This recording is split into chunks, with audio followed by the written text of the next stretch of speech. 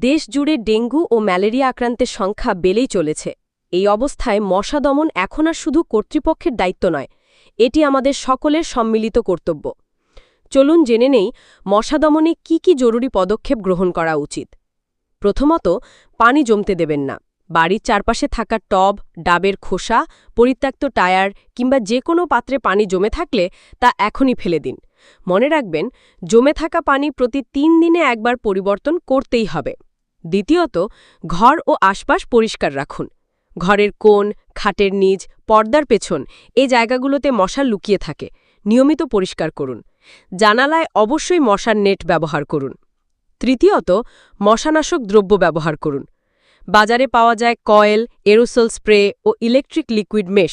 এসব ব্যবহারে মশার সংখ্যা অনেক কমে যায়। চাইলে ঘরোয়া উপায়েও মশা তাড়ানো যায়। একটি লেবু কেটে তাতে কয়েকটি লবঙ্গ গেঁথে ঘরের কোণে রেখে দিন। চতুর্থত, মশার প্রজনন রোধ করুন। গামলা, ড্রাম কিংবা ফুলের টবের নিচে পানি জমে থাকলে সেটি নিয়মিত পরিষ্কার করুন। বিশেষ করে ডেঙ্গু মৌসুমে সতর্কতা আরও জোরদার করুন। পঞ্চমত, নিজেকে সুরক্ষিত রাখুন। রাতের বেলায় অবশ্যই মশারি ব্যবহার করুন। ফুলহাতা জামা ও লম্বা প্যান্ট পরিধান করুন, যাতে মশা কামড়াতে না পারে। শিশুদের নিরাপত্তা দিন আলাদাভাবে। এবং ষষ্ঠত, স্থানীয় প্রশাসনকে জানান। আপনার এলাকায় যদি মশার প্রাদুর্ভাব বেশি দেখা দেয়, তাহলে অবহিত করুন সংশ্লিষ্ট পৌরসভা বা সিটি কর্পোরেশনকে।